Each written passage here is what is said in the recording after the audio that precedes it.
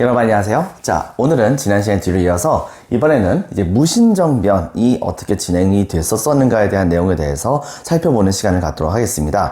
지난 시간까지는 이른바 문벌귀족의 세력이 권력을 잡았었던 고려가 어떻게 무너져 갔었는지에 대해서 이야기를 했었죠. 문벌귀족의 그 사회가 무너지는 첫 번째 단계가 바로 이자겸의 난, 두 번째 단계가 바로 묘총의 서경천도 운동이라고 한다면, 세 번째 단계는 바로 여기 보이는 이 무신정변입니다. 이렇게 하게 됨으로써 고려 전반기에 있었던 권력자 세력에 볼 수 있었던 바로 이 문벌귀족의 세력들은 전부 다 몰락을 하게 되죠. 그렇다고 한다면 이 과정이 어떻게 진행됐었는지부터 지금부터 이제 살펴보도록 하겠습니다. 자, 지금부터 시작을 하도록 할게요.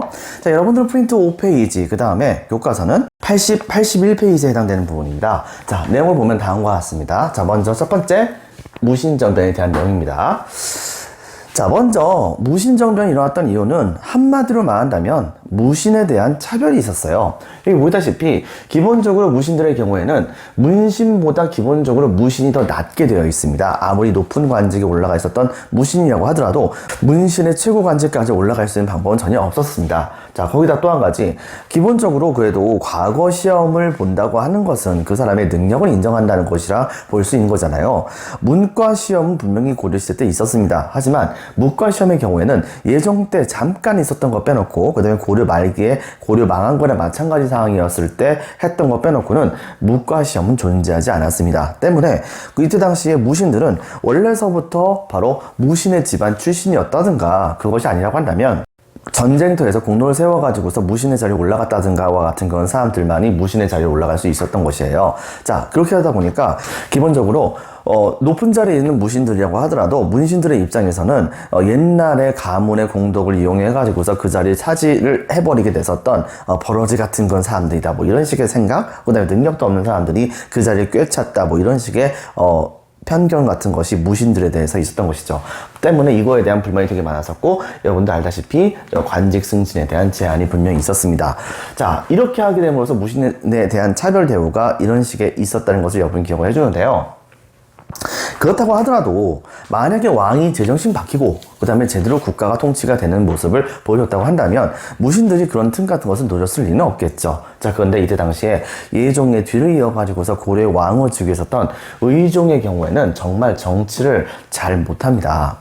이 사람이 어떻게 정치를 취했었냐면요, 권력을 잡은 다음에 이때 당시에 문벌귀족의 세력이 너무 힘이 센 거예요.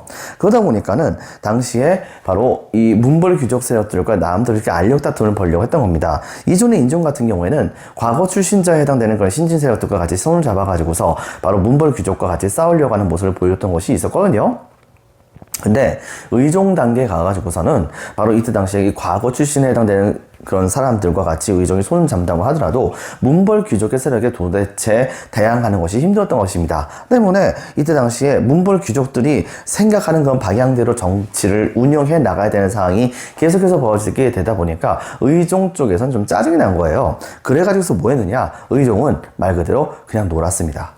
즉, 예를 들면 이때 당시에 문벌 귀족 대신들이 바로 왕에게 여러 가지 결제 사항 같은 것을 제출해서 결제해 주세요 뭐 이렇게 얘기하면은 일부러 결제를 안 하는 거예요. 예를 들면, 그리고서 무조건 밖에 나가서 놉니다. 여러분들, 예를 들면 바깥쪽에 나가가지고 놀다가 어느 날 갑자기 들어왔어요. 그래서 문신들이 떼거지 몰려와가지고서 이것 좀 결제해 주세요 막 이렇게 얘기하고 있으면 오늘은 피곤하다, 그만 자겠다 뭐 이렇게 얘기하고서는 다음날 또 놀러 가는 거죠. 자, 이런 식으로 하다 보니까 정치가 제대로 돌아가지가 않습니다. 근데 왕이 한번 놀러 가면 그것이 그냥 대충 놀러 가는 건 아니잖아요. 예를 들면 왕이 A라고 하는 지역에 놀러 가게 된다고 한다면 그 A 지역에 있는 많은 백성들이 이 왕을 위해서 여러 가지 일 같은 것을 막 해줘야 되고 뭐 이런 상황이 계속해서 벌어지는 거예요. 백성들이 노역으로 강제로 끌려 나와서 일을 해야 되는 상황이 벌어지게 된단 말입니다. 근데 왕은 그런 거 별로 신경 쓰지 않았어요. 거기다가 사치도 너무 심각하게 벌입니다. 예를 들면은 자기가 요번에 어느 지역에 가가지고서 거기서 놀려고 한다라고 한다면 거기서 뭘 했느냐, 바로 거기 근처에 정자 같은 것을 새롭게 만들고 거기를 모든 기와 있죠, 기와 지붕에다 이제 얹는 거, 이 지붕을 만드는 데 쓰는 이 기와를 청기와를 써버립니다. 즉 무슨 말이냐, 기와가 전부 다 고려 청자인 거예요, 여러분들. 자, 이런 식의 사치를 부리다 보니까 이것 때문에 이때 당시에 많은 백성들이 정말 죽어났었던 것이죠. 이런 식의 그런 의적인 실정이 분명히 있었던 것이 있었고, 거기다 더불어서 바로 이 문벌 귀족 사회의 심한 동요가 너무 심했었던 겁니다. 계속해서 문벌 귀족들은 자기네들끼리 계속해서 흩어지고 찢어지고 싸움을 벌이다 보니까, 그러다 보니까 다른 세력들이 성장하는 걸 제대로 보지도 못했었고, 그 다음에 문벌 귀족들이 권력을 잡았었던 이 시대의 정치 상황이 그다지 안정적인 상황은 아니었던 것이죠. 그런데 이때 당시에 이 문벌 귀족들은 시간이 흘러가면 흘러갈수록 이제 문제가 뭐가 생기게 되냐면, 여러분들 예전에 한번 여러분들에게 얘기한 적이 있었지만, 고려에서는 수조권을 이제 5품 이상에 해당되는 사람들에게는 그 자식들에게 물려줄 수 있는 수조권을 실제로 줬습니다. 그게 뭐예요, 여러분들? 바로 공훈전이죠. 근데 이런 식으로 물려주게 되는 공훈전의 숫자가 점점 많아지게 되다 보니까 문제가 뭐가 생기게 되냐면, 나중에 가서는 관리들에게 직접적으로 줘야 될 땅들이 없게 된 거예요. 거기다 더불어서 예를 들면 전시관, 여러분들 알다시피 관료들이 자기의 지위에서 나오게 된다고 한다면 그것을 국가에게 반납을 해야 되는 거잖아요. 근데 이것을 실제로 반납을 제대로 했냐, 이게 이제 여기서 지금 비리가 터지게 되는 겁니다. 즉 반납을 받아야 되는 건 관리가 알고 봤더니 우리 친척이에요. 그렇다고 한다면 바로 여기에서 에휴, 요번에 내가 퇴직을 하는데 그냥 반납했다고 쳐주면 안 돼? 그리고서 그냥 내가 이거 갖고 있으면 안 돼? 라고 얘기하는데, 그런 식의 들어오는 그런 토지들이 되게 많다 보니까 한두 번쯤 눈 감아줄 수가 있는 것이겠죠, 여러분들. 자, 이렇게 되다 보니까 거기에서부터 계속해서 이제 착오가 생기게 되면서 점차 고려 중기쯤 가게 되면서부터는 이 관료들에게 나눠줄 관료전 자체가 되게 많이 부족해지게 된 거예요. 문관들에게 관료전을 나눠줄 것이 부족하게 되니까, 이때 당시에 여러분 생각해 보세요. 정권을 잡은 사람들은 문관입니까? 무관입니까? 당연히 문관이죠. 그래가지고서 문관들이 무슨 짓을 해버렸냐면, 원래 여러분들 이 전시관은 모든 그런 국가를 위해서 일하는 사람들에게 다 줘야 되는 것이 원칙이에요. 군인들에겐 군인전이라고 하는 전시관을 줘야 되고, 향리들에게도 전시관을 주고, 일반 문관들에게 전시관 주는 건 당연합니다. 기술관도 당연하고요. 그런데 이때 당시에 이 문관들이 정말 대책 없이 무관들이 받았어야 되는 전시과들을 전부 다 뺏어가지고서 자기네들이 갖게 되는 겁니다. 결과적으로 무슨 문제가 있게 됐냐면, 당시에 일반적인 그 장교들의 경우에도 군인전을 지급을 받아야 되는데 받지 못하게 된 거예요. 그러다 보니까 장교들의 입장에서는 열불이 나죠. 근데 그렇다고 해가지고서 중앙정부에서 뭐라고 하면은 자기들 이제 뭐가지 날아갈까봐 무서워가지고서 말은 못하는데, 월급 안 받고서 계속해서 일한다는 게 말이 되는 겁니까, 여러분들? 자, 이런 식의 문제가 있었기 때문에 굉장히 짜증이 많이 나고 있었던 상황이기도 했습니다. 근데 문제는 병사들도 마찬가지입니다. 계속해서 왕이 한번 놀러 가면 끝도 없이 그냥 놀기만 해요. 한번 놀러 갔다 하면 잠깐 놀러 갔다가 오는 것이 아니고 몇 날 며칠을 그냥 계속해서 거기서 노는 겁니다. 당연히 그때 왕을 모시러 나갔던 병사들은 바로 왕과 같이 노는 건 아니잖아요. 어떻게 하느냐, 왕 주변에서 계속해서 순번을 쓰면서 바로 경비를 써야 되는데, 이 경비가 하루 종일 계속해서 쓰게 되는 겁니다. 자, 이런 식의 문제가 있게 되다 보니까 장교들과 그 다음에 병사들의 불만이 너무 심했던 겁니다. 물론 거기다 또 한 가지, 이 문벌 귀족들이 무신들을 좀 업신여긴 것도 있었어요. 예를 들면은 김부식의 아들이었었던 김돈중이라고 하는 사람은 이전에 정중부라고 하는 무신을 불러다 놓고서 그 수염을 촛불로 태우면서 모욕을 준 적도 있었습니다. 이런 식으로 하다 보니까 당연히 이때 당시에 무신들은 문신들에 대한 아주 뿌리 깊은 강한 증오감이 남을 수밖에 없는 상황이 되었다 볼 수 있었겠죠. 자, 이런 상황에서 본격적으로 이제 난리가 일어나게 됩니다. 오늘도 여러분들 어느 날 이 의종은 결제해야 할 엄청나게 많은 양에 해당하는 공무 처리할 것들 냅두고 그냥 또 놀러 갔어요. 보현원이라고 하는 곳은 놀러 가게 되는데, 문제는 뭐냐, 여러분들 알다시피 의종이 한번 놀러 가면 그냥 계속 놀잖아요. 그날로 돌아온 일은 거의 없단 말입니다. 그러다 보니까 병사들은 거기로 가게 되면서 그러면서 의정이 계속해서 놀기만 하는 모습을 보여주게 되자, 전혀 집에 갈 생각도 하지도 않게 되자 이것 때문에 좀 짜증이 나기 시작을 하게 됐던 거예요. 근데 의정도 약간 좀 눈치가 있던 사람입니다. 자기가 지금 짜증내서 이제 약간 좀 뭐라고 할까, 저항을 한다든가 와 같은 모습을 보여주는 쪽은 문벌 귀족인데 무신한테 그러려고 했던 건 아니었거든요. 때문에 이때 당시에 이 무신들에게, 바로 무신들의 그런 길을 좀 살려주고자 우리나라의 전통 무예라 볼 수 있는 수박이라고 하는 대회를 열게 됩니다. 수박희라고 얘기를 하는데요. 이것은 지금 따지면은 택견, 그 다음에 태권도 그리고 씨름을 다 합쳐놓은 우리나라 고유의 무예라고 볼 수 있어요. 자, 근데 이때 당시에 여러 차례 걸쳐가지고서 이제 바로 병사들을 대상으로 해서 장교도 같이 포함해가지고서 그들을 대상으로 해가지고서 바로 대회를 열게 됐는데, 이때 당시에 병사들 중에서 되게 좀 몸집 좀 괜찮은 그런 병사가 나타나가지고 여러 명의 그런 후보자들을 전부 다 때려 눕히는 거예요. 자, 그렇게 되는데 이번에 이제 상대편에서 나와야 되는 그런 상대방 선수가 하필이면 대장군이었던 겁니다. 근데 대장군인데 나이가 한 70 정도 된 거예요. 여러분 한번 생각해 보세요. 나이가 아무리 대장군이라고 하지만 나이가 70 정도가 된 분인데 그분이 힘을 써봐야 얼마나 쓰겠습니까? 자, 이렇게 되다 보니까 이때 당시에 이 병사와 대장군이 같이 수바키 경기를 벌였는데 당연히 이 병사가 대장군을 그냥 뒤로 벌러덩 넘어뜨리게 되는 모습을 보여준 거예요. 근데 그 모습을 보고서 많은 사람들이 아주 그냥 웃었습니다. 깔깔깔대면서 막 웃는 모습을 막 보여줬었죠. 자, 그런데 여기까지만 했었으면 뭐 무신들도 아니 뭐 그럴 수도 있는 거니까 오케이 뭐 그럴 수도 있지 라고 생각을 했을 텐데, 이 바보 같은 그런 이 의종에 엄청나게 압을 떨던 어떤 또 다른 문신 중에 하나가 이제 한묘라고 하는데, 이 사람이 이때 당시에 갑자기 모든 사람들이 보는 앞에서 쪼르르 달려가더니 그러더니 막 이제 자리에서 툴툴 털고서 일어나고 있었던 대장군의 뺨을 그대로 후갈겨 쳐버린 겁니다. 그리고서 뭐라고 했느냐, 너 같은 놈들이 바로 국가의 녹을 축내는 놈들이다 라고 하면서 이때 당시에 대장군의 뺨을 휘갈겨 버리는 모습을 보여주게 된 겁니다. 근데 문제는 뭐냐면 당시에 이 대장군은 지금으로 따지면 거의 뭐 사당장급이에요. 뭐 원스타, 투스타, 뭐 쓰리스타 이 정도 되는 거죠. 자, 그런데 이때 당시에 바로 이 대장군의 뺨을 휘갈겼던 그 사람의 직위는 어느 정도냐면 지금으로 따지면 한 동사무소 소장 정도? 이 정도 되는 사람입니다. 여러분 한번 생각해 보세요. 동사무소 소장이 바로 사단장의 그런 뺨을 휘갈긴다. 이것은 말이 된다고 볼 수 있겠습니까? 근데 이때 당시에 그렇게 휘갈겼는데 바로 대장군은 그대로 그 뺨을 맞아서 또 넘어지게 되니까 문신들과 의종은 그 모습을 보고서 너무 웃겨가지고, 진짜 웃겼겠죠.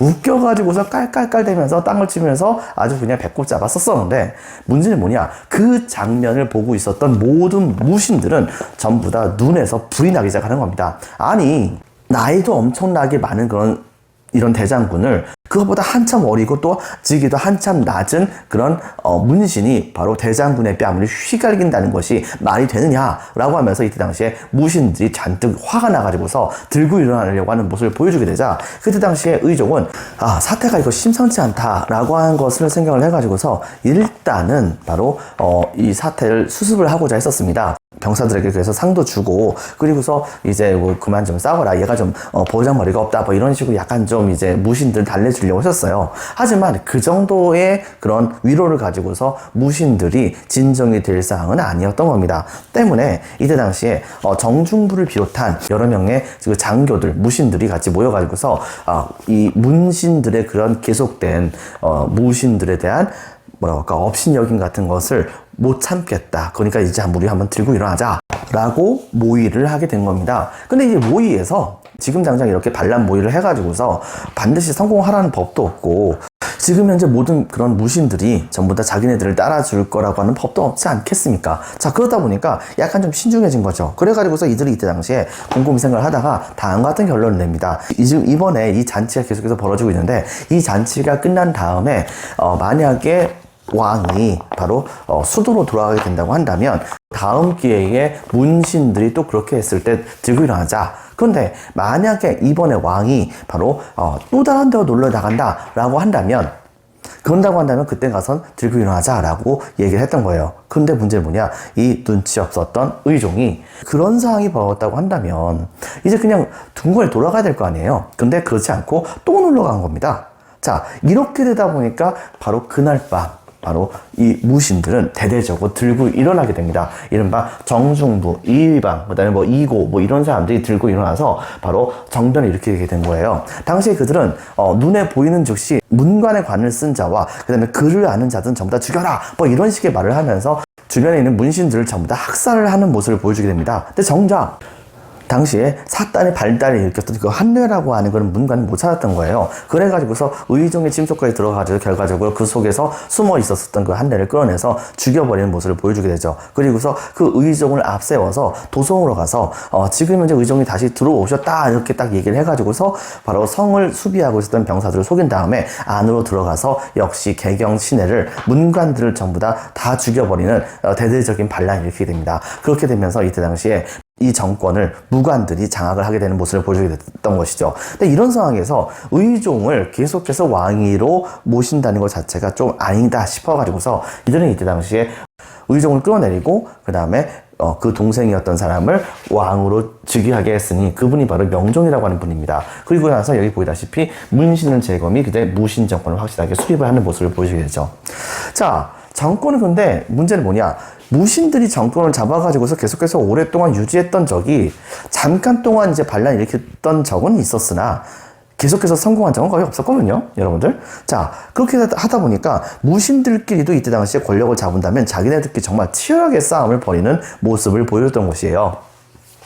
여기 처음에 보진 않았지만 당시에 정중부는 고위급에 해당하는 무관에 해당되는 사람이긴 했었지만 실질적인 모든 행동들은 정중부 밑에 있었던 이의방, 그 다음에 이고와 같은 사람들이 이때 당시에 모든 실행을 했었거든요. 그렇게 하다 보니까 이 무신정변이 성공한 상황에서 바로 이고와 그 다음에 이의방의 발언권이 굉장히 세지게 된 겁니다. 결과적으로는 이 이고와 이의방이 서로 이제 권력을 두고서 다툼을 하다가 최종적으로는 이고가 이의방에게 죽임을 당하게 돼요. 그리고 사실상 정권을 정중부는 약간 좀 소외시킨 채로 이의방이 권력을 잡는 모습을 보여주게 됩니다. 자, 이렇게 되게 되자 각 지역에서 이제 반란이 막 일어나게 됐던 것이죠. 바로 이러한 무신 정권을 인정할 수 없다고 생각했었고, 그 다음에 다른 지역으로 유비에 가 있었던 의종을 다시 왕으로 세워야겠다는 움직임이 막 벌어졌던 거예요. 그래서 각 지역에서는 뭐 김보당의 난과 같은 문신들의 반란이 하든가, 그 다음에 개경에 있었던 그런 절에 스님들이 대대적으로 들고 일어나가지고서 무신들을 쫓으려다가 죽임을 당했던 사건도 막 벌어지기도 하는 모습을 보여주게 됩니다. 하지만 이 이의방이 계속해서 포갑적인 정치를 취하고 있다면 약간 좀 머리가 없는 거예요. 제대로 국가를 통치하는 방법 같은 거 모르니까. 그러다 보니까 바로 약간 좀 허우적대고 있을 때 바로 그 틈을 노려가지고서 정중부가 이번엔 쿠데타를 일으킵니다. 그 아들이었었던 정균과 같이 바로 힘을 모아가지고서 이 이의방 세력을 몰아내고, 그 다음에 이때 당시에 고려에서 가장 높은 관직까지 올라가는 모습을 보여주게 됐던 것이에요. 근데 이제 문제는 뭐냐면 이 정중부가 그렇게 높은 자리에 올라갔을 때 너무 탐욕적이었던 것입니다. 특히 그 아들이었던 정균 뭐 이런 사람들 같은 경우에는 너무나도 엄청나게 부정부패를 막 벌이고 하는 모습을 보여주게 됐었고, 그 다음에 뭐 말에 의하면 많은 대신들이 이때 당시에 출세를 하기 위해서 정중부 집 앞에 가가지고서 열심히 뇌물을 갖다 바치는 모습을 보여주다 보니까 백성들은 전부 다 굶어 죽어가고 있는데 정중부 집안에서는 고기가 썩어서 버려야 된다라고 하는 말이 나올 정도로, 그 정도로 이 정중부의 부정부패가 너무 심각했던 것입니다. 문제는 뭐냐면 이 문제가 너무나도 심각한 나머지 바로 일부 무장 세력들 중에서는 이런 정중부 세력을 완전히 제거하고서 고려를 다시 한번 새롭게 만들어야 된다고 생각했었던 청렴경백한 쪽에서의 그런 장군들이 있었던 거예요. 대표적인 사람이 바로 여기 보이는 이제 경대승이라고 하는 사람입니다. 이 경대승은 이때 당시에 바로 정중부를 쿠데타를 통해서 제거를 하죠. 당시에 이 경대승이 쿠데타를 통해 가지고서 이 정중부를 제거한 다음에 무신들 중에서도 무신 정변이 일어났을 때 공로를 세워가지고서 그 권력을 이용해가지고서 바로 사람들에게 함부로 대하는 그런 무신들이 있었었는데, 그런 무신들도 전부 다 이 경대승이 제거하는 모습을 보였던 것입니다. 이제 문제가 뭐가 있냐면 이 경대승이 생각보다 너무 청렴결백했었다는 거예요. 사실 여기 보이는 모든 그런 사람들은 전부 다 고려사에선 반역 열전에 있는 사람들이거든요. 근데 경대승만 유일하게 반역 열전에 실리지 않는 사람입니다. 집권자의 입장에서 나름대로 명정을 위해서도 충성을 바치려고 하는 모습을 분명히 보여줬던 측면도 있었어요. 자, 그리고 또 한 가지, 이때 당시에 굉장히 청렴결백해가지고서 자기 아버지가 많은 사람들에게 바로 토지 같은 걸 받아가지고서 엄청나게 부자가 됐었는데도 불구하고 아버지가 돌아가신 다음에 그 재산을 물려받게 되자 모든 사람들에게 그 토지를 전부 다 나눠주게 되면서 많은 사람들에게 전부 다 인정을 받게 되는 모습을 보여줬었고, 그 다음에 무도한 무인들도 전부 다 경대승이 제거를 하거나 쫓아버리게 됨으로써 이때 당시에 개경의 바로 정권은 어느 정도 안정화를 이루는 모습을 보여주게 됩니다. 그렇게 되면서 많은 사람들이 이때 당시 경대승을 되게 좋아했었죠. 근데 문제는 뭐냐? 무신들은 그게 아니었던 겁니다. 무슨 새파란 애송이 같은, 나이가 20몇 세밖에 안 됐던 사람이거든요. 새파란 애송이 같은 놈이 지금 현재 권력을 잡아가지고서 바로 무신정변의 대의도 모르고 함부로 무신들 막 죽이고 심지어는 문신들까지 계속해서 등용을 하려고 하는 모습을 보여준다 라고 얘기하면서 이때 당시에 경대승을 중간중간에 암살을 하려고 하는 모습을 많이 보였던 것이에요. 자, 이렇게 되다 보니까 경대승도 바로 자기의 신변의 위협을 많이 느꼈을 거 아니에요. 근데 이때 당시에 백성들이 나섭니다. 즉 어떻게 했냐면 각 지역에서 한 100명 정도가 넘는 그런 장사들이 경대승한테 찾아가요. 그래가지고서 우리는 스스로 경대승 당신을 보호하기 위해서 하나로 뭉치겠습니다. 그러니까 경대승께서 우리를 좀 봐주십시오. 그리고 우리는 항상 경대승 당신을 항상 지키기 위해서 노력을 하는 바로 경비대로서 역할을 하겠습니다 라고 얘기를 합니다. 그래가지고서 경대승이 그들을 전부 다 수용을 해줘가지고서 그들이 번을 쓰면서 돌아가면서 경대승을 보호하는 업무를 담당하겠거든요. 이른바 이것은 여러분 생각해 보세요. 이 조직은 국가의 조직이라 볼 수 있습니까? 경대승의 사적인 조직이라 볼 수 있겠습니까? 바로 그것은 경대승의 사적인 조직이라 볼 수 있습니다. 그런데 바로 이때 당시 경대승은 그렇게 모였었던 그런 사람들을 이제 도방이라 이름 붙이고서 계속해서 자신의 호위병으로 유지하게 됐었었는데 바로 이걸 시작으로 해가지고서 바로 고려의 대부분의 무신들은 이 도방을 자기의 경호 집단으로서 만드는 모습을 보여주게 됩니다. 자, 근데 이제 문제는 뭐냐? 이 경대승도 시간이 흘러가면서 너무나도 국사에 신경을 많이 써서 그런지 모르겠으나 갑작스럽게 젊은 나이에 죽게 됐었어요. 일설에 의하면 갑자기 꿈속에서 정중부가 큰 칼을 갖고 나오더니 경대승아 이제 네가 죽을 때가 됐다 이렇게 얘기를 하면서 갑자기 큰 칼로 경대승을 베었답니다. 근데 문제는 뭐냐? 베었는데 그걸 보고서 깜짝 놀라면서 일어났던 경대승. 근데 문제는 뭐냐? 그 베었던 곳이 너무나도 아프더래요. 근데 아픈 지 얼마 지나면서 진짜 죽은 거예요, 여러분들. 자, 근데 문제는 뭐냐면 이렇게 된 상황에서 그 누구도 경대승의 뒤를 이어가지고서 바로 최고의 권력자 자리에 올라갈 수 있는 사람이 없었던 것입니다. 그런데 이때 당시에 원래 이방의 노비 출신이었다든가 그랬을 거예요. 되게 낮은 사람이었다가 그러다가 이제 그 전쟁터 같은 데서 공로를 세워가지고서 장교로 올라갔었던 이의민이라고 하는 사람이 있었었는데 이때도 좀 이름 있는 그런 바로 무신 중에 한 명이었었는데 당시에 지방에 가 있다가 그러다가 경대승이 죽었다는 그런 소식이 들리게 되자 그러자 바로 이 명종이 자기가 직접적으로 국가를 통치했으면 됐을 텐데 그렇게 하지 않고서 당시에 이의민에게 편지를 보내가지고서 바로 경대승의 뒤를 이어가지고서 고려의 최고 관직자로서 국가를 통치해라 뭐 이런 식의 말을 하게 됐던 것입니다. 그래가지고서 이의민이 서울로 올라가게 됐던 것이에요. 근데 이의민은 잘못한 행동이 분명히 있어요. 바로 뭐냐면 좀 전에 제가 여러분들에게 얘기했다시피 김보덕의 난과 같은 그런 반란군이 일어나가지고서 바로 이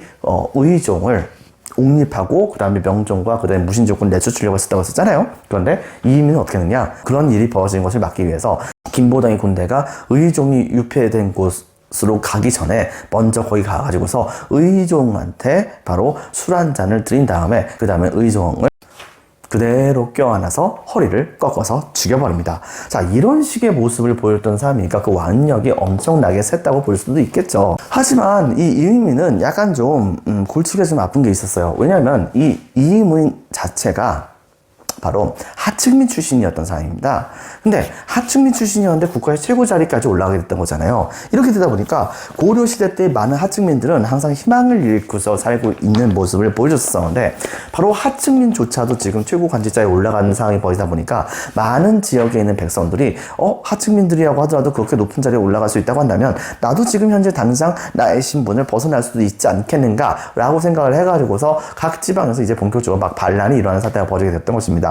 근데 거기다가 무신 정권들의 그런 가혹한 세금 수탈이라든가 그 다음에 또 한 가지 옛날 멸망했었던 나라의 원혼 뭐 이런 것을 갚겠다 원수 갚겠다 뭐 이런 의미에서 각 지역에서 이른바 신라 부흥운동 뭐 백제 부흥운동 심지어는 고구려 부흥운동 막 이런 것이 막 일어나기 시작을 하는 상황이 벌어졌던 것이에요. 자, 이런 상황에서 특히 신라 부흥운동 쪽에 해당하는 그런 반란이 점점 힘이 세지고 있던 상황이거든요. 근데 그 시작점이라 볼 수 있었던 김삼위와 효심과 같은 사람들이 반란을 일으켰었는데 그런데 자기네들이 이후에 이 나라에 새롭게 생겨나는 이 나라의 왕으로 모실 사람은 이민이다 뭐 이런 식으로 얘기하고 다녔던 거예요. 자, 이렇게 되다 보니까 이민은 이때 당시에 고려의 최고 권력자로서 자기를 왕으로 모시겠다고 하는 반란군을 진압을 해야 되는 상황이 벌어졌던 것이죠. 여러분이 하고 한다면 진압을 하겠습니까?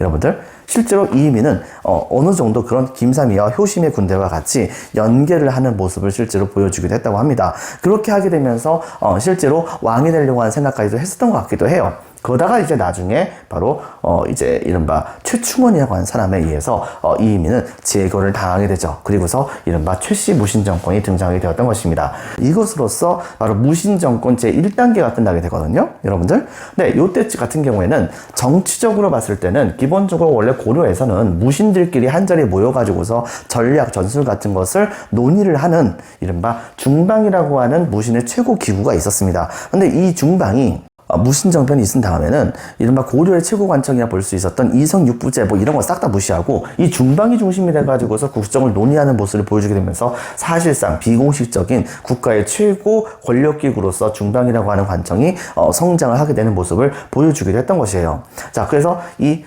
무신정권 1단계에서는 중방이 권력을 잡게 되었다. 또 한 가지 군사적인 측면에서는 이때 당시에 경대승이라고 하는 사람이 도방을 만들기 시작을 했고 그것이 이후에도 계속해서 이어지게 되었다라고 하는 것을 여러분들이 기억을 해주기 바랍니다. 또한 무신정권의 권력자들이 바로 너무나도 가렴주고 했던 것이 많았기 때문에 이런 것에 대한 반발로서 이른바 조이총의 난이라고 하는 반란이 서북 쪽에서 들고 일어나게 되는 상황이 벌어지게 되었던 것입니다. 하지만 결과적으로 전부 다 진압을 하게 되었던 것이죠. 하지만 이렇게 한동안 혼란에 빠져 있었던 무신 정권은 바로 이 최충원이 권력을 잡게 되면서 모든 것이 이제 달라지게 됩니다. 이때 당시 최충원은 바로 이 이민을 제거를 하게 됩니다. 그리고서 권력을 장악했죠. 그리고 기존의 여러분들 이 무신들 같은 경우에는 문신들을 굉장히 무시했었거든요.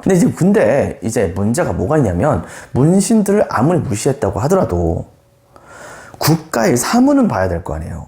자, 이렇게 되다 보니까 문신들을 어쩔 수 없이 임명은 했어야 됐단 말입니다. 다만 문신들은 항상 무신 볼 때마다 눈 깔아야 됐었던 것이겠죠. 두경승과 같은 그런 무신들도 되게 좀 이름 있는 무신이라 볼 수 있는데 이런 사람들 같은 경우에도 바로 이 다른 무신들과 같이 중방에서 여러 가지 내용들을 논의를 하는 모습도 많이 보여주기도 했었었는데 문제는 무신들이 이제 좀 공부 같은 거 좀 안 하고 이제 싸움만 하고 뭐 이런 것도 많이 있다 보니까 자기들의 의견을 얘기하는데 얘기를 상대방이 듣지 않는 것 같다 싶으면은 힘으로라도 상대방을 제압하려고 하는 모습을 보여줬대요. 그래가지고 어떻게 했냐면 회의 장소에서 맨날 바로 주먹으로 벽을 두드렸답니다. 그런데 여러분 그거 아세요? 벽을 두드렸는데 벽이 전부 다 구멍이 났대요. 어느 정도냐면은 당시에 문신들 중에서 일부는 바로 그런 모습이 너무 무서워가지고서 바로 이 맨날 이 무신들이 서로 다툼을 벌이다가 화가 나가지고서 벽을 때려서 벽에 구멍이 난다고 하는 것을 시로 적을 정도로 그 정도로 엄청나게 이 무신 정권 안에서의 다툼이 되게 심각했고 정말 좀 한심하게 정권이 유지가 되는 모습을 보여주게 되었던 것입니다. 근데 최충원은 얘기가 좀 달랐습니다. 최충원은 권력을 잡은 다음에 기본적으로 무신들만을 중요시했었던 정책을 폐기합니다. 그리고서 자기의 권력에 대적을 할 수 있을 것 같은 무신들은 전부 다 제거를 해요. 그리고서는 일부러 문신들을 고용하는 거예요. 그렇게 하다 보니까 문신들의 입장에서도 최충원에게 달라붙을 수밖에 없던 것이죠. 그리고 또 한 가지 명종이 봤을 때도 최충원이 너무나도 강력한 권력을 가지고서 전행하는 모습을 보여주게 되자 명종이 이번엔 나서가지고서 최충원을 제거하려고 하는 일도 있었습니다. 근데 문제 뭐냐? 최충원은 이때 당시에 명종에 의해서 제거를 당할 뻔도 했었으나 맨 마지막에 가서 그 명종의 암살 계획을 어떻게 잘 버텨내게 됩니다. 맨 마지막에 가서 명종한테 가가지고 제발 좀 나 좀 살려주세요 뭐 이렇게 얘기했는데 명종은 이때 당시에 뒤돌아가서 그냥 집에 가버리죠. 하지만은 자기 부하들이 오게 되면서 쿠데타 세력들 전부 제거하고서 다시 한번 명종을 자기의 세력권으로 들어오게 만들었던 것이죠. 하지만 그런 명종을 계속해서 자기의 왕으로 모시기에는 좀 그렇지 않습니까? 그러니까 이때부터 어떻게 되느냐, 왕마저도 자기의 마음에 안 들면은 막 갈아치게 되는 겁니다. 명종을 막 갈아쳐가지고서 다른 사람들 왕위로 올려놓고 하는 식으로, 그런 식으로 해서 여러 명의 왕들을 막 바꿔나가는 모습을 실제로 보여주기도 했었어요. 자, 그렇게 하고 나서 이때 당시에 정치는 어쨌든 간에 안정화가 됩니다. 쿠데타가 더 이상 일어나지 않아요. 자, 이런 상황에서 그럼에도 불구하고 최충원은 권력을 잡은다면 자기의 그런 재산 불리기에 적극적으로 나서게 됩니다. 이때 당시에 불법적인 농장을 옛날에 문벌귀족이 했었던 방식 그대로 본따 가지고서 계속해서 확대해 나갔고, 그 과정 중에서 바로 그 안정적인 정권이 4대 60년간 유지가 되면서 바로 이른바 고려에서 독특하게도 기존의 중앙정부가 완전히 무시가 된 이른바 최씨 무신 정권이라고 하는 시대가 시작이 되게 되었다 볼 수 있겠죠. 자, 내용을 보면 다음과 같이 볼 수가 있겠습니다. 첫 번째, 최충원이 처음에 등장하게 됩니다. 최충원은 고려의 모든 행정제도 싹 다 무시해버립니다. 그리고서는 이른바 교정도감이라고 하는 그런 관청을 새롭게 만들어요. 이 교정도감을 통해 가지고서 국가의 모든 결정할 일들을 전부 다 교정도감에서 바로 처리하게 만듭니다. 그러다 보니까 기존에 있었던 이성육부제가 완전 유명무실화가 되는 것이죠. 명목만 남고 실질적으로 모든 권력은 전부 다 교정도감으로 넘어가는 모습을 보여주게 됩니다. 그리고 나서 그 국가를 잘 다스리다가 그러다가 이제 그 뒤를 이어서 이번에는 그 아들이었던 최후가 그 권력의 자리를 차지하게 됩니다. 이 최후는 근데 무신임에도 불구하고 매우 문인적인 그런 특징도 많이 갖추고 있었던 사람이기도 했었어요. 글씨 정말 잘 썼던 사람이래요. 근데 어쨌든 간에 이 최후는 아버지의 뒤를 이어가지고서 고려의 최고 권력자가 되면서 국가를 통치해 나가는데 이게 쉽게 잘 통치가 안 되는 겁니다. 그렇게 하다 보니까 이런 문제점들을 해결하기 위해서 어떻게 했냐면 관리의 인사와 관련된 모든 것들을 정방이라고 하는 곳에서 처리하도록 했던 거예요. 원래 관리의 인사는 이성육부 중에서 이부가 하는 것이 원칙이지 않습니까? 근데 그 이부가 해야 할 일을 정방이라고 하는 곳에서 하게 만들어요. 그리고 이것을 자기 집에다 만듭니다. 이 관청을요, 여러분들. 또 한 가지, 서방이라고 하는 관청도 만들어요. 그리고 거기서는 최후가 정책을 실시할 때 이런 정책은 좋고 이런 정책은 안 좋다, 이런 식으로 조언 같은 것을 받을 수 있는 나름대로 똑똑한 문인들을 뽑아가지고서 거기에서 자기의 비서 역할을 하게 만드는 모습을 보여주게 됐던 것입니다. 사실상 모든 국가의 왕의 노릇을 이 최후가 했다고 해도 과언이 아니었던 거예요. 하지만 문제가 생깁니다. 그건 뭐냐? 바로 이 최후 때부터 본격적으로 몽골족이 침공을 하기 시작했다는 것이죠. 자, 몽골족이 침공하게 되게 되자 최후는 여러분들 알다시피 강화도로 도망을 갑니다. 그래가지고서 이 강화도에서 항전을 계속해서 시작을 하게 되거든요. 이때 당시에 최후는 그렇게 하다 보니까는 이때 당시에 자기의 세력을 보호해줄 수 있는 경비병인 도방을 계속해서 유지할 필요가 있긴 있었지만, 그렇지만 또 한 가지 바로 몽골족의 침략에 대해서 대항해서 싸울 수 있는 존재들이 필요할 거 아니에요. 당시에 고려에서는 기존의 2군 6위 제도가 사실상 무력화가 되고 이른바 좌별초, 우별초와 같은 임시적인 특공대 같은 것이 많이 활약을 하게 됩니다. 근데 여기서 이 좌별초와 우별초는 최씨 정권의 충성을 다하는 국가 조직입니다. 바로 공적인 조직이란 말이에요. 도방은 사적인 조직이라는 거 여러분 같이 기억을 해주기 바랍니다. 자, 그리고 이때 당시에 몽골족과 싸우다가 거기에서 이제 포로를 잡혀가지고서 몽골로 끌려가다가 중간에 탈출했었던 남자들도 있을 거 아니에요. 이 사람들이 이때 당시에 신의군이라고 새롭게 이름을 붙여가지고서 바로 이때 당시에 고려의 공적인 군사 조직에 집어넣게 돼요. 이 좌별초와 우별초는 원래 도둑놈 잡기 위해서 만들었던 군대이긴 하거든요. 그런데 여기서 이 좌별초와 우별초와 그 다음에 신의군이 다 합쳐져가지고서 이른바 삼별초라고 하는 군대가 이때 처음 마련이 되게 됩니다. 그리고 나서 한참 후에 이 삼별초가 완전히 없어질 때까지 바로 고려는 계속해서 몽골과 싸우는 모습을 보여주게 되죠. 그래가지고 일단 수도를 이 개경에서 바로 강화도로 옮기는 모습을 보여주게 됩니다. 하지만 최후가 죽고 나서 그 뒤로 이어서 이제 최항이 권력을 잡게 되고, 이 최항이 권력을 잡은 다음에 그 뒤로 이어서는 최의 같은 사람이 계속해서 권력을 잡는 모습을 보여주게 됩니다. 나중에 가서는요, 최의는 권력을 잡은 지 얼마 되지 않아서 원래는 바로 이 최후 집안의 그런 사람 중에 한 명이 있었던 김준이라고 하는 사람이 쿠데타를 일으켜가지고서 최의를 제거하고 자기가 권력을 잡았다가, 그랬다가 바로 이 사람이 바로 옛날서부터 잘 봐주고 있었던 임연이라고 하는 사람이 또 쿠데타를 일으켜가지고서 김준을 제거하고, 그리고 임연이 계속해서 국가를 통치해 나가는 모습을 보여줍니다. 그러다가 나중에 죽고 그 뒤를 이어서 그 아들 임유무가 계속해서 무신 정권을 이어나가다가 결과적으로 이때쯤에는 고려가 몽골에게 항복을 하게 되거든요. 그래가지고서 이 몽골 정부에 대항을 하는 모습을 보여주려고 하다가 결과적으로는 반대 세력에 의해서 제거를 당하게 되면서 무신 정권은 끝나게 되죠. 하지만 바로 그 무신 정권의 전정기를 달렸다고 볼 수 있는 바로 그 시대가 바로 이 최씨 무신 정권이었다는 것을 여러분들이 기억을 해주기 바랍니다. 자, 이번엔 세 번째, 농민과 천민들의 봉기입니다. 여러분 한번 생각해 보세요. 국가가 이렇게 대혼란에 빠져 있는 상황인데 백성들 돌봐줄 정신이 있겠습니까? 자, 이렇게 하다 보니까 백성들에게서부터 세금을 더 많이 걷어가지고서 자기들이 착복을 하려고 하는 지방세력이 많아질 수밖에 없는 것이고요. 그러다 보니까 백성들은 이거에 대해서 저항을 할 수밖에 없었던 것이죠. 첫 번째, 여기 보다시피 무신정권의 지방 통제력이 약화되면서 지방에 있는 세력가들이 백성들에게 세금을 많이 걷는 모습을 보여주게 됐었고요.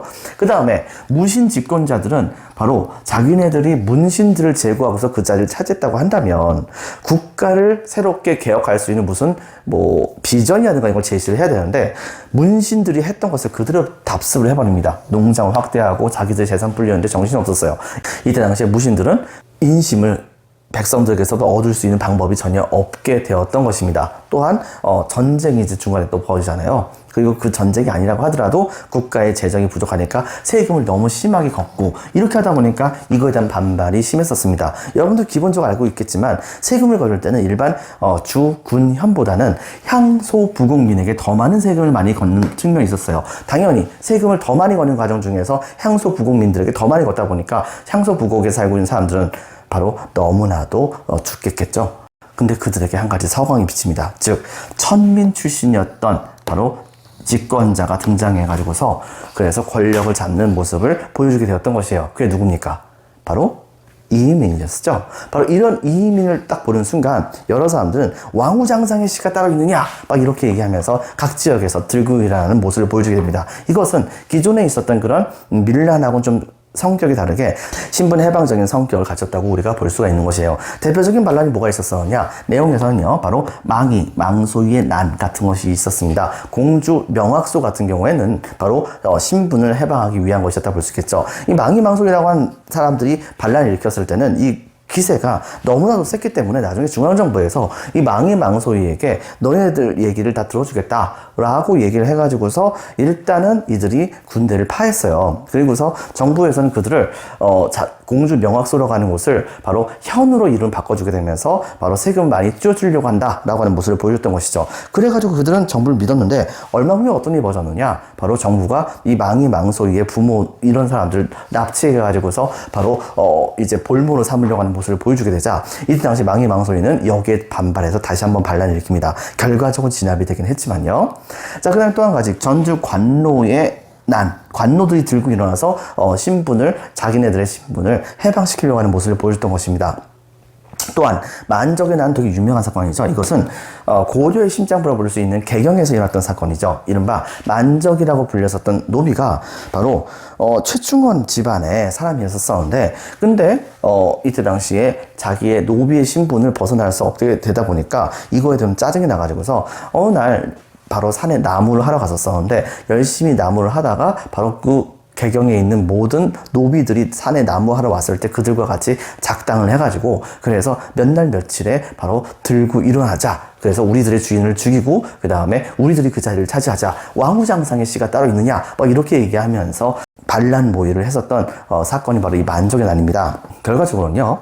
특정 날짜에 반란을 일으키려고 했었는데 그 해당되는 날짜에 모였었던 노비들의 숫자가 너무 적었던 거예요. 그래가지고서 만적은 하는 수 없이 그 숫자는 도무지 반란을 일으키는 것이 불가능하기 때문에 다음번에 다시 한 번 더 모이도록 하자 라고 얘기를 하면서 흩어졌었는데 그때 당시에 바로 노비였었던 어떤 사람이 겁을 먹은 거예요. 문제는 뭐냐면 여러분들 사람들은 상대방을 대할 때 어떤 이유가 있다고 하더라도 항상 평상시에 잘 대해주는 것이 맞는 것입니다. 무슨 말이냐면 이 노비가 어떤 한 노비가 만적의 반란에 대해서 되게 좀 회의적으로 보기 시작을 했을 때 그때 사실은 그 노비는 자기 집에 있는 주인들에 대해서 전혀 불만이 없었어요. 거의 자기 집에 있는 그 주인들은 사실상 자기를 아들 대우를 좀 해줬던 거거든요. 어느 정도 했느냐? 예를 들면은 밭일을 할 것이 너무 많은데 햇볕이 너무 뜨겁다라고 한다면은 가가지고서 오늘 좀 일하지 마. 그냥 좀 쉬어. 뭐 이렇게 편의를 봐주기도 하고 어떤 경우에는 맨날 밖에 나갔다 들어오면은 잔소리를 하지만은 밥은 좀 먹어라. 뭐 이렇게 얘기하거나 그리고 밥 막 차려주기도 하고 이랬었던 그런 주인이었던 거예요. 그런데 오늘도 이 반란 모의에 나갔었던 이 노비가 밖에서 나갔다가 늦게 들어오게 되는데 이때 당시에 그 주인들은 이 노비를 혼내는 것이 아니라, 아이고 우리는 네가 언제 들어올지 이것에 대해서 되게 많이 걱정했었다. 지금 밥은 먹었니? 빨리 와가지고서 저기서 밥이라도 좀 먹어라. 이렇게 얘기하면서 되게 걱정하는 모습을 보여준 거예요. 자, 이렇게 되다 보니까 이 노비가 너무나도 마음이 아픈 겁니다. 마음이 또 풀린 거죠. 그래가지고서 그날 밤 이 노비는 바로 자기 주인에게 모든 일들을 전부 다 소상히 얘기를 해버리게 된 겁니다. 결과적으로 어떻게 벌어졌냐? 그 노비의 주인은 바로 그 고변을 받아서 그대로 최충원한테 가서 상황을 알렸고요. 결과적으로 최충원은 바로 자기 집의 만족을 비롯한 개경 시내에 굉장히 많은 그 모의에 가담했었던 노비들을 다 한꺼번에 잡아가지고서 가루에 담아서 강물에 빠뜨려서 다 죽여버렸다고 합니다. 이런 식의 모습을 보여주게 되면서 간신히 진압할 수 있었던 바로 이런 만족에 나는 신분해방적인 성질을 가졌다 볼 수 있겠죠. 하지만 여기에서 김삼이와 효심의 난 같은 경우는 거기에 포함되지는 않습니다. 김삼이와 효심 같은 그런 사람들은 경상도 지역에서 대대적으로 들고 일어나게 됐었는데 그 수주가 8,000명도 넘었다고 얘기할 수 있을 정도로 그 군세가 장난이 아니었었던 것이죠. 나중에 이민들이 이들과 같이 손잡았다가 오히려 이들 다시 한번 진압했었지만은 한참 후에는 바로 이것을 시작으로 해가지고서 고려 전체가 사실상 찢어지기 일부 직전의 상황까지 가게 되고 산속에는 엄청나게 많은 백성들이 세금 내기 힘드니까 아예 산속으로 숨어 들어가가지고서 거기에서 대대적인 그런 군대를 조직하는 모습도 보여주는 등 말 그대로 고려는 개판 5분 전의 시대로 돌아가게 됩니다. 그런데 그런 고려를 하나로 뭉쳐주게 만드는 또 다른 존재가 등장하게 되었던 것이죠. 그들이 누굴까요? 바로 몽골족이었습니다. 그것은 다음 시간에 또 얘기하도록 할게요. 여러분들, 자, 지금부터 프린트 5페이지에 나와 있는 내용들, 그리고 6페이지에 나와 있는 내용들을 계속해서 보도록 하겠습니다. 먼저 프린트 5페이지에 무신정변 별표 2개. 동그라미 1번, 문신 위주의 정치로 인한 동그라미 1번, 빈칸에 적겠습니다. 무신 차별 대우, 동그라미 기역, 문신보다 낮은 무신, 동그라미 니은, 무과가 없었다는 점, 동그라미 디귿, 관직 승진에 제한이 있었다는 점, 이런 문제가 있었고요. 동그라미 2번입니다. 의종의 실정과 향락, 동그라미 3번, 문벌귀족사회의 동요, 이자겸해난과 묘총의 석연천대운동가 사실 여기에 포함됩니다. 동그라미 4번, 군인전을 제대로 지급받지 못해서 장교와 그 다음에 노역에 시달린 병사들이 불만을 많이 갖게 되었다. 군인정과 그 다음에 노역 이런 걸로 인해서 장교와 병졸들이 불만이 많았다는 얘기입니다.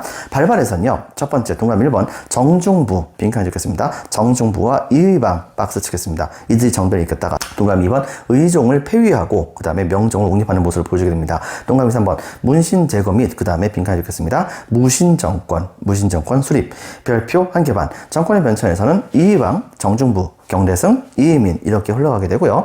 빈칸에 적겠습니다. 중방. 자, 중방은 무신 최고회의기구를 중심으로 결정을 하는 모습을 보여주게 됩니다. 이 무신 최고회의기구가 바로 정책을 결정하는 모습을 보여줬다 볼 수 있겠죠. 자, 그 다음에 동그라미 2번. 빈칸에 적겠습니다. 중방. 자, 무신 최고회의기구인데요. 여기가 중심이 돼가지고서 고려의 모든 정책들은 이 중방을 중심으로 해서 정책이 결정되는 모습을 보여주게 됩니다. 밑줄 쫙 쳐주세요. 동그라미 2번. 정권 불안정. 동그라미 3번. 경대승 때는 바로 집권자를 돕기 위해서 빈칸에 적겠습니다. 도방을 설치하게 됩니다. 자, 그리고 반무신 정권 운동이 벌어졌으니 이때 당시에 동그라미 1번. 기보당의 난. 문신들의 반란으로 의종의 보기를 도모했지만 결과적으로 패배하고 의종이 죽게 되는 것으로 끝나게 됐고요. 동그라미 2번 조위총의 난. 이 조위총의 난, 무신들의 폭정에 대항해서 서북면 민중들이 봉기를 일으켰던 사건이다 라고 여러분 기억을 해주기 바랍니다. 별표 2개 최씨무신 정권. 자, 동그라미 1번 최씨무신 정권의 동그라미 1번 빈칸에 들어갈 말 최충원이 이민 제거 후 자 밑줄입니다. 권력 장악 밑줄. 동그라미 2번 정치 안정. 동그라미 3번 불법적 농장을 확대하는 모습을 보여주게 됩니다. 그리고 동그라미 4번 4대 60년간 그 세력이 유지가 되죠. 최충원, 최우, 최항, 최의 이렇게 4명에 걸쳐 가지고서 4대 동안 연결되는 모습을 보여주게 됩니다. 최우 때는 이때 당시에 본격적으로 문관을 많이 등용하게 되었다. 자, 적겠습니다. 최후 때 문관 오른쪽에다가 등용이라고 적어주세요. 약간 좀 적다 말았네요. 자, 그 다음에 군사승 기반에서는요. 바로 별표 2개. 경대승 이후에 창설되었던 동그라미 1번 도방이라고 하는 것이 확대되는 모습을 보여줬고요. 동그라미 2번 바로 최후 이후에 만들어졌던 국가의 공적인 조직이었었죠. 바로 삼별초. 이 삼별초 조직이 바로 활동을 많이 하게 됩니다. 정치적인 기반에서는요. 별표 2개. 최충원 이후 빈칸을 적겠습니다. 교정도감. 자, 교정도감 최고 집권자는 교정별감이라고 합니다. 그리고 그 교정별감이라고 하는 자리는 바로 이 최충원이 담당하게 됐던 것이죠. 근데 이 교정도감이라고 하는 조직 자체는 원래 고려 법제에 전혀 존재하지 않은 불법적인 존재입니다. 근데 그 불법적인 존재가 바로 고려 전체를 통치했기 때문에 이때 당시에 이 최씨 정권의 이 교정도감 자체는 불법적인 권력기관으로서 바로 최씨 정권 자체도 불법적인 정권이었다 볼 수 있는 것이겠죠. 그리고 그 뒤를 이어서 최후 동그라미, 최후 때는 한 수를 더 뜹니다. 동그라미 1번 문신 등용, 그 다음에 동그라미 2번 정방, 빈칸 적겠습니다. 동그라미 2번 정방, 관리의 인사 행정을 담당하게 했었던 정방과 동그라미 3번 서방, 바로 정책자문, 문서 작성 같은 것을 담당하게 했었던 서방이라고 하는 관청이 존재했습니다. 이런 것들이 만들어졌기 때문에 본격적으로 문신들이 다시 한번 등용이 될 수가 있었던 것이겠죠. 다음 페이지 넘기게 되면 프린트 6페이지에 바로 동그라미 5번 농민과 천민의 분계선 별표 1개 반, 동그라미 1번 무신 집권기 지방 통제력이 약화됩니다. 동그라미 2번 무신 집권자들의 농장이 확대됩니다. 빈칸 적겠습니다. 농장. 동그라미 3번 과도한 세금 징수가 있었습니다. 동그라미 4번 향, 소, 부곡의 백성들에게 더 많은 세금과 공물을 부과하는 모습을 보여줬던 것이죠. 이것 때문에 이들의 불만이 더 심해졌던 것입니다. 동그라미 5번 천민, 빈칸 읽겠습니다. 천민 출신 집권자의 등장으로 신분 상승의 기대감이 높아집니다. 그 집권자가 누굽니까? 바로 이의민이었었죠. 이거 기억해 주시고요. 별표 2개. 내용에서는요. 동그라미 1번 망소의 난이 있었습니다. 어디서요? 바로 공주 명학소, 빈칸에 적겠습니다. 명학소. 자, 신분 해방을 하게 됐었던 측면이 있었다라고 하는 거. 동그라미 2번 전주 관로의 난, 신분 해방적인 성격이 있었다는 점. 그 다음에 동그라미 3번 김삼위와 효심의 난, 이것은 신분 해방적인 성격이 있었던 것은 아닙니다. 동그라미 4번 노비, 만적, 빈칸에 적겠습니다. 만적의 난, 신분 해방의 성격이 있었습니다. 나중에 가서는요, 이것이 좀 더 확산이 되게 되면서 신라 지역과 그 다음에 백제 지역과 심지어는 고구려 지역에서 각국의 부흥운동까지 벌어질 정도가 됐었습니다. 자, 이런 측면 여러분들 기억을 해주기 바랍니다. 자, 여러분들 수고 많으셨습니다. 오늘 여기까지 할게요. 감사합니다.